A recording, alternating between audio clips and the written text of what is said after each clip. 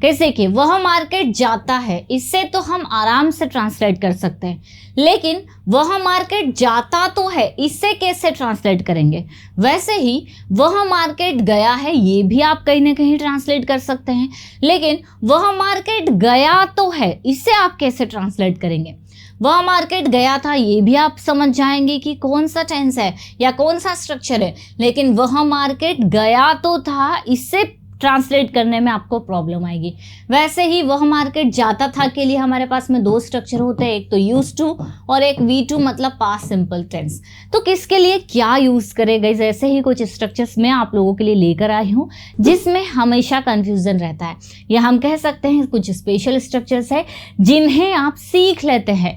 मतलब अगर एक एक स्ट्रक्चर को आप अच्छे से सीख लेते हैं तो आप हजारों सेंटेंसेस यूं ही बना सकते हैं बिना किसी गलती के। तो आज गाइस ये सारे के सारे अलग अलग स्ट्रक्चर्स विद एग्जांपल्स हम लोग सीखने वाले हैं, तो वीडियो हमेशा की तरह बहुत ही इंपॉर्टेंट होने वाला है। वीडियो के एंड तक जरूर से बने रहिएगा। चलिए क्लास को स्टार्ट करते हैं, लेट्स बिगिन। कैसे कि एक एक करके हम सारे स्ट्रक्चर क्लियर करेंगे, और काफ़ी हम इसे स्पेशल स्ट्रक्चर्स का नाम इसलिए दे रहे हैं क्योंकि कहीं ना कहीं कुछ स्ट्रक्चर्स इसमें काफ़ी अलग है। देखिए सबसे पहले हम इसकी बात करते हैं जब हम किसी काम को करते हैं, जैसे कि वह यहाँ आती है, मैं इंग्लिश बोलती हूँ, वह पढ़ाती है, तुम सेंटेंसेस बनाते हो, मैं लिखती हूँ, वह स्कूल जाती है। तो हम जिस भी काम को करते हैं, आप लोगों को बहुत अच्छे से पता है, हम उसके लिए यूज करते हैं प्रेजेंट सिंपल टेंस। ठीक है, ये आप लोगों ने पढ़ा होगा। फिर भी हम थोड़ी सी प्रैक्टिस अगर करें, जैसे अगर मैं कहूँ कि मैं लिखती हूँ तो हमारा सेंटेंस बन जाएगा आई राइट। मैं वहाँ जाती हूँ तो सेंटेंस बनेगा आई गो देयर। तुम पढ़ाते हो तो सेंटेंस हमारा बन जाएगा यू टीच। ठीक है, वह गाना गाती है तो शी सिंग सॉन्ग। वैसे ही वह स्कूल जाता है तो ही गोज टू स्कूल। मतलब यानी कि ये सेंटेंस हमारा प्रेजेंट सिंपल है जिसमें आप किसी काम को करते हैं। मैं अपना काम खुद करती हूँ, I do my work my self.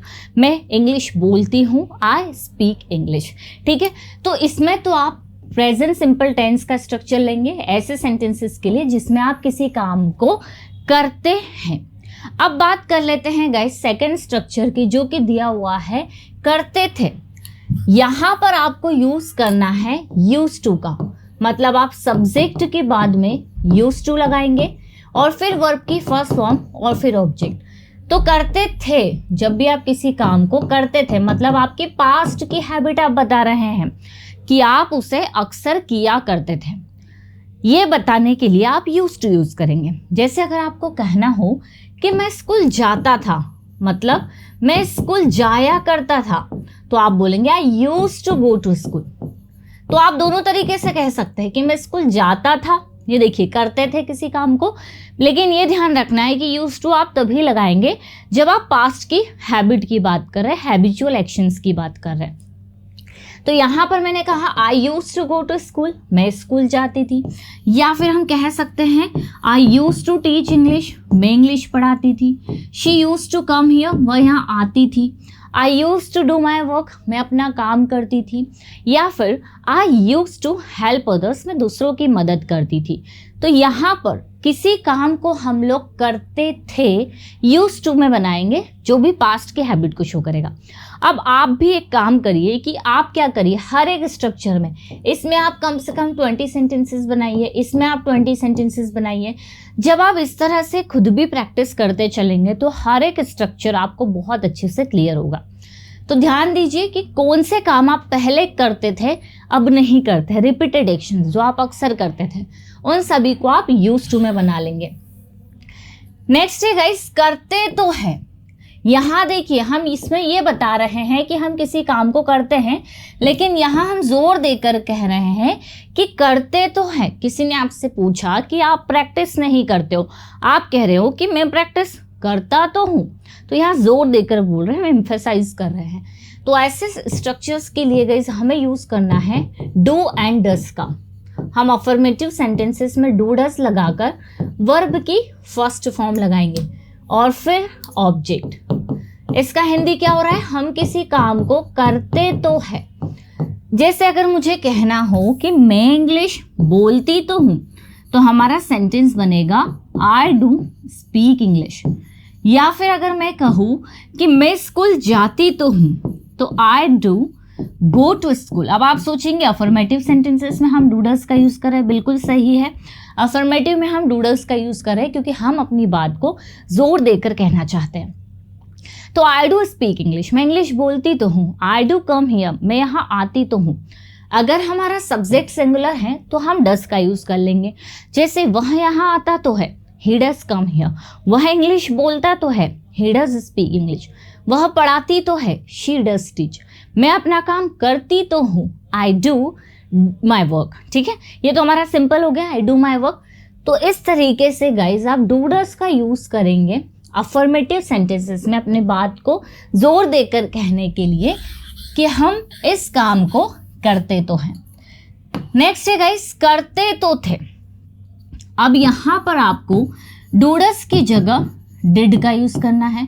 फिर से इसमें वर्ब की फर्स्ट फॉर्म, और ये किस बात को बताएगा कि आप किसी काम को करते तो थे। ठीक है, जैसे कि अभी आगे और भी स्ट्रक्चर्स आएंगे। यहाँ देखिए कुछ नए नए स्ट्रक्चर्स मैंने आप लोगों के लिए लिए हुए हैं, तो आपको हर एक स्ट्रक्चर पर फोकस करना है। तो डिड हम कब यूज़ कर रहे हैं, हम किसी काम को करते तो थे जोर देने के लिए। जैसे यूज्ड टू में आप बनाते हैं कि करता था, मैं यहाँ आता था, मैं प्रैक्टिस करता था, मैं इंग्लिश बोलता था। लेकिन यहाँ आप जोर देकर कह रहे हैं कि मैं इंग्लिश बोलता तो था, मैं प्रैक्टिस करता तो था, वह यहाँ आता तो था, मैं उसकी मदद करता तो था। ये बताने के लिए आप अफर्मेटिव सेंटेंसेस में डिड का यूज़ करेंगे। एग्जाम्पल्स देखते हैं, जैसे वह यहाँ आती तो थी, शी डिड कम हियर। मैं इंग्लिश बोलती तो थी, आई डिड स्पीक इंग्लिश। हम वहाँ जाते तो थे, वी डिड गो देयर। ये देखिए, वी डिड गो देयर, हम वहाँ जाते तो थे। मैं इंग्लिश बोलती तो थी, वह यहाँ आती तो थी, या फिर मैं उनकी मदद करती तो थी, तो आई डिड हेल्प देम। अब ऐसे ही गाइज आप क्या क्या काम करते तो थे, ये बताने के लिए आप अफर्मेटिव सेंटेंसेस में डिड का यूज़ करेंगे सारे सब्जेक्ट के साथ। ठीक है, जैसे वह पढ़ाता तो था, मैं उसकी मदद करती तो थी, मैं इंग्लिश बोलती तो थी, मैं सेंटेंसेस बनाती तो थी, इस तरह से। आई होप गाइस ये फर्स्ट 4 स्ट्रक्चर्स आपको अच्छे से समझ में आए होंगे। अब हम आगे बढ़ते हैं। नेक्स्ट है किया है। देखिए, हमने किसी काम को कर लिया है, पूरा हो गया है, कंप्लीट हो गया है। इसके लिए आप सभी अच्छे से जानते हैं कि हम प्रेजेंट परफेक्ट टेंस का यूज़ करते हैं, जिसमें हम हैज हैव लगाते हैं।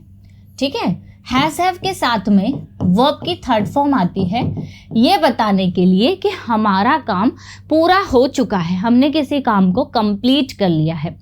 जैसे कि मैंने खाना खा लिया है, आई हैव ईटन फूड। किया है ना, आपने काम कंप्लीट कर लिया है। वह जा चुका है या वह चले गया है, तो ही हैज़ गॉन। मैं लिख चुकी हूँ, तो आई हैव रिटन। मैं इंग्लिश बोल चुकी हूँ या मैंने इंग्लिश बोल ली है, तो आई हैव स्पोकन इंग्लिश। उसने खाना खा लिया है, तो ही हैज़ ईटन फूड। मैंने लिख लिया है, तो आई हैव रिटन।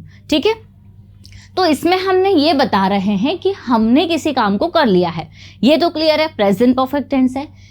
लेकिन गाइस जब ये बोलना हो कि किया तो है, वह गया तो है, वह आया तो है, मैंने खाना बनाया तो है, ऐसे सेंटेंसेस के लिए अगर हम बात करें गाइस, तो भी आपको प्रेजेंट परफेक्ट टेंस ही लेना है।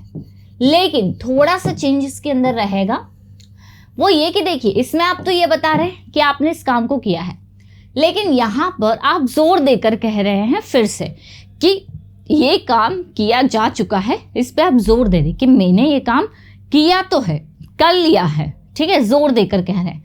तो हमें इसके लिए कुछ स्पेशल यूज़ नहीं करना है, सिर्फ हम जो हमारा मेन स्ट्रक्चर है वो यूज़ करेंगे, और कुछ वर्ड्स जैसे इंडीड या फिर हम बोल सकते हैं कि एटलीस्ट, इनका यूज़ हम लोग कर सकते हैं।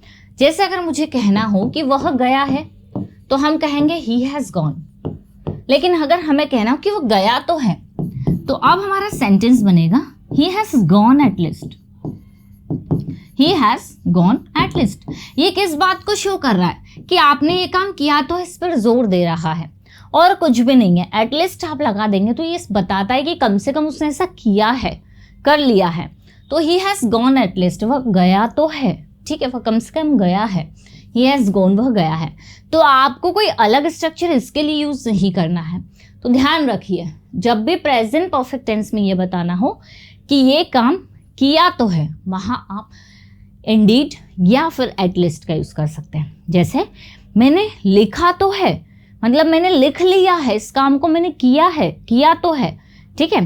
तो आई हैव रिटन एटलीस्ट, कम से कम लिखा तो है मैंने, किया तो है इस काम को, तो आई हैव रिटन एटलीस्ट।